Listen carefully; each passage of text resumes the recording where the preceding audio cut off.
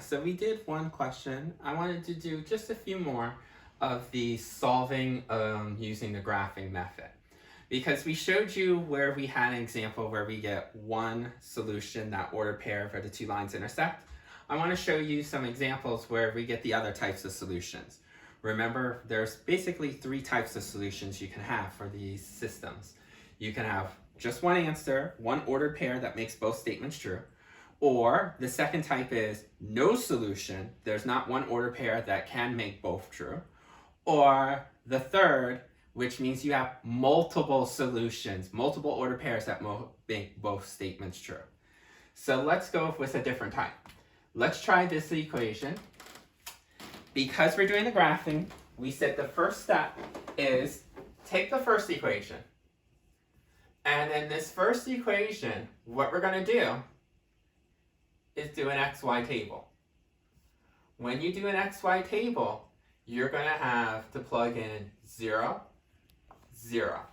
So every time I see Y, plug in a 0.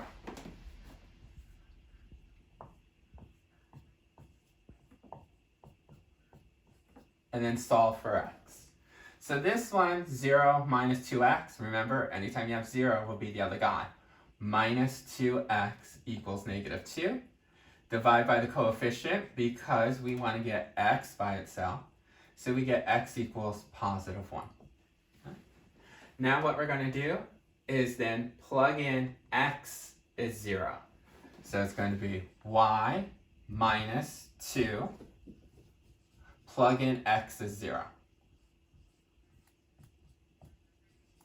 Luckily here, negative 2 times 0 is still 0. Y and 0 will be Y. Okay. Now that we got our ordered pair, as best you can, put it on your XY table. So let me put some hash marks on here, just like we had in the other one. Remember, when you go out to the right-hand side is positive. When you go upwards, it also has positive units. When you go downwards on the Y, they're negative units. And when you go to the left, negative units. Okay. Make sure that the hash marks are all the same unit. Meaning if you're going by 2's, make sure all of them are by 2's. I always go by a unit of 1, makes life easier. Plot these 2 points. Let me grab my red marker. Let's see, we got 1, 0, so find X as 1. Always find X first. And then the Y will tell you go up or down. So since it's 0, don't go up, don't go down. We knew that was going to be right because this was an x-intercept. Remember, x-intercept means it's going to be on the x line. Y-intercept means it's going to be on the y line. So we have the point 1, 0.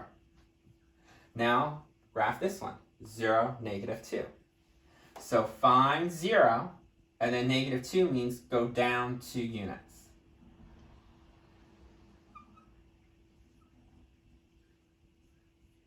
So we got 2 okay points because we didn't get fractions and we got 2 distinct points, so I don't need to grab a third point.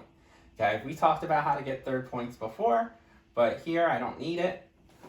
So then as best you can, it might seem a little hard, connect these as one straight line.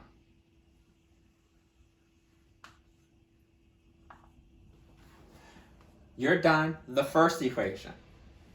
The second equation, you're going to have to find another XY table. 0, 0. Okay? So what we're going to do, instead of using equation 1, do the same thing but use equation 2. So I'm going to plug in Y is 0. So it's going to be 3 parentheses 0 minus 6x. Remember, we don't know what x is. None of these should have 0, 0 plugged in at the same time. Okay? When you're plotting by plugging in only one variable at a time. Remember, when we were determining shading test points, then we plug in 0, 0 at the same time. But when you're graphing or finding coordinates, only do 1, 0 at a time. So 3 times 0, 0. 0 minus 6x is minus 6x. Now remember, we want x by itself, so divide by the negative 6. So we get x equals negative 2. Now let's plug in x is 0 in the second equation. So 3y minus 6 parentheses 0 equals 12. You know that 6 times 0 is 0. 3y minus 0 is going to be 3y. And then to get the coefficient, you divorce. So now the coefficient's gone, we get y equals 4.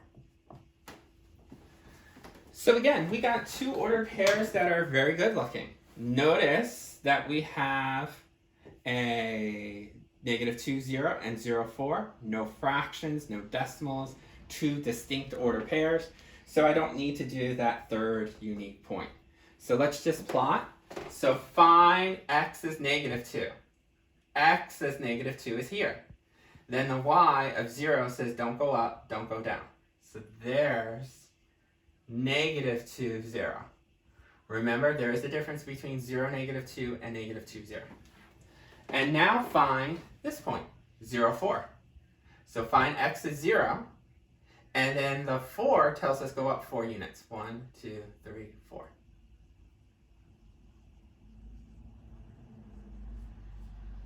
Now, as best you can, connect just these two black points with each other.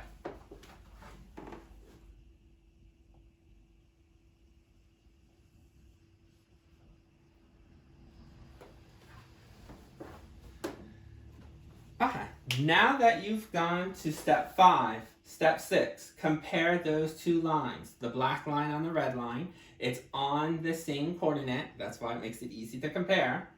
Ask yourself, do they intersect at one point? No, they don't. Even if this went on and on forever, it looks like it will stay the same distance apart of each other. And this stays at the same part. Sometimes if you don't graph lines long enough, you might not think that they intersect. So if you graphed a line like this, and then graphed another line like this, you might say, well, they don't intersect, they don't touch. Well, the reason why they don't intersect or touch is because you didn't graph this one long enough. If you extend this further, you can see that, yeah, they do eventually intersect. So make sure your lines are drawn far enough so that you can really see if they do intersect or not. So you can clearly see, even if I drew this further out, this looks like it just keeps the same equal distance. So it is not an ordered pair as a solution. Does it look like they do not intersect? Yeah, they don't look like they intersect at all. Because the other option is, are they two of the same line? What I mean by two of the same line, not that they're two separate lines that look the same. What I mean is that one line would be on top of the other. That this point would be here, and this point would also be here. You can see, no, we got 4 distinct different intercepts. So that's how I can tell that these lines are what we call parallel lines. And we said if there's no intersection, then your final answer for this guy, you're going to write down no solution. So that's how you can determine if you're going to have one no solution or multiple solutions by graphing.